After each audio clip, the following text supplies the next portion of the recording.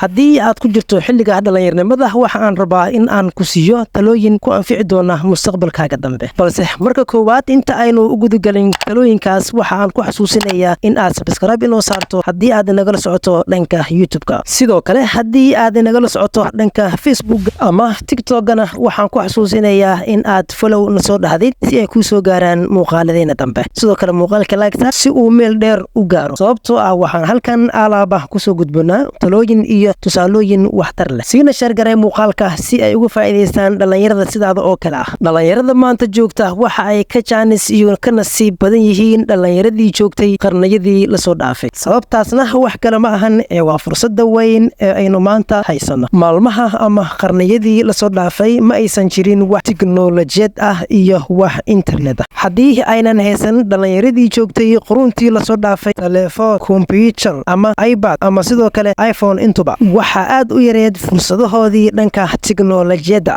balse dhalinyarada maanta joogta waxa ay haystaan internet iyo tiknoolajiyada dhammaystiran oo haddana uguma faa'iideystaan sidii loogu talagalay in looga faa'iideysto tiknoolajiyada maanta dhalinyaradii joogtay quruntii la soo dhaafay haddii ay maanta joogi lahaayeen waxaa hubaal ahaan lahayd in ay ka faa'iideysan lahaayeen tiknoolajiyada maanta oo ay soo kordhin lahaayeen wax weyn sababta aan sidaasna u leeyahay ayaa waxa ay tahay dhalinyaradii xilligaas joogtay waxa ay ka waxtarnaayeen dhalinyaradii maanta joogta qarnigan hadda la jooga qofkii raba inuu noqdo qof hantiilaah ama maalqabeen waa ay fududdahay waxaan rabaa daawadayaal in aan halkan idinkula wadaago talooyin aad muhiim ugu ah dhalinyarada maanta joogta talada koowaad ee aan siinayo dhalinyarada maanta joogta ayaa waxa ay tahay ku dadaal ilaalinta shanta waqti ee salaada iyo ku xirnaanshaha Allah subxaanahu wa tacaala mar walbo aad isku xirto Allah subxaanahu wa tacaala iyo aad ilaaliso waxyaabaha uu ku faray waxa ku sahlanaanaya in aad rumaysid riyadaada iyo hamigaaga nololeed ee aad in badan ku taamaysay haddii aadan ilaalin shanta waqti ee salaada iyo guud ahaan cibaadada Allah subxaanahu wa tacaala si kastoo aad u dadaashid wax walbo aad samaysay kuma dhawaayaan riyooyinkaaga talada labaad ee aan siin lahaa dhalinyarada maanta joogta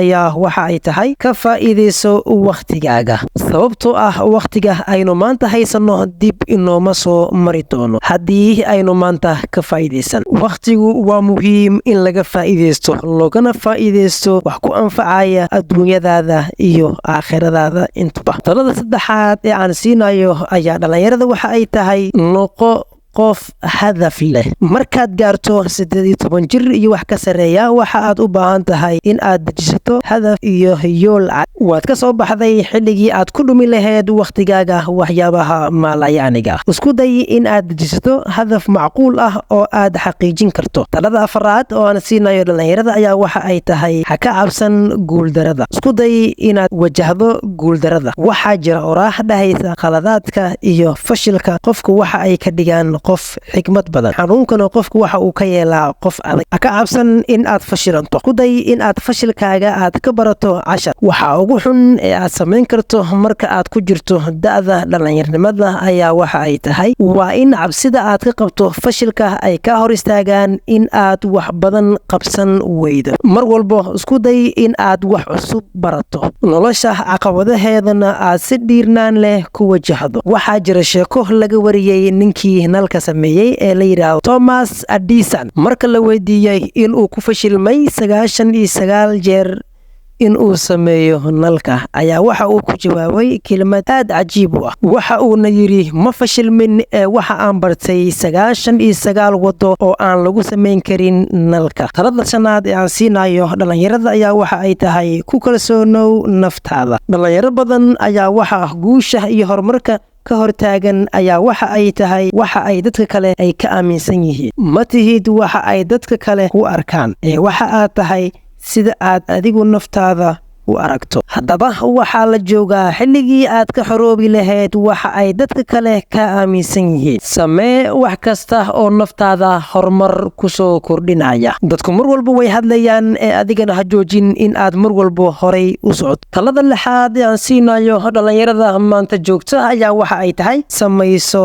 asxaab fiican. Asxaabtaada ama dadka aad la joogtid waxa ay kaalin weyn ka qaataan guushaada ama guuldaradaada. Sidaas darteed samayso asxaab ku dhiirigelisa mar walba kuguna baraarujiya in aad horay u sii socoto. Talada toddobaad ee aan siinayo dhalinyarada ayaa waxa ay tahay ka fogow dib u dhigashada. Waayo dib u dhigashadu waa cadowga guusha iyo horumarka. Imise qof ayaa leh ahdaaf waaweyn oo xaqiijin la sida ay mar walba u dhahayeen berito ayaad samayn doontaa, welina meeshooda taagan. Midna ogsoonow ma jiro wax la yiraahdo waqti sax ah oo munaasib ku ah waxa aad doonaysid inaad samayso. Waxa aad doonaysid waxa hubaal ah ama waxa muhiim ah inaad samayso isla waqtigaas aad taagan tahay. Waayo dib u dhigashadu waa cadowga guusha iyo horumarkaaga. Waqtiga ugu fiican ee aad wax qabsan karto waa xilliga haddeertan la joogo. Isku day inaad ka faa'iidaysato daqiiqada iyo waqtiga yar aad maanta haysato ka faa'iidaysato. Waayo ma ogid berito inaad gaari doonto.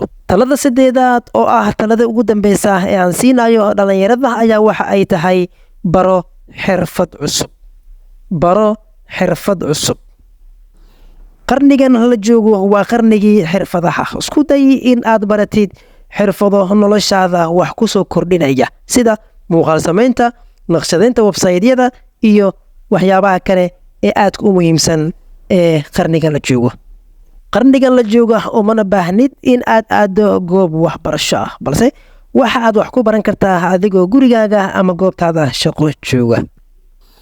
Haddaba haddii aad daneynayso inaad barato xirfado cusub waxaan kugu soo dhaweynayaa hoyga horumarinta shakhsiga iyo shirkadaha qarnigan ee Durdur Academy. Durdur Academy waa madal ay ka aflixeen xirfadlayaal sare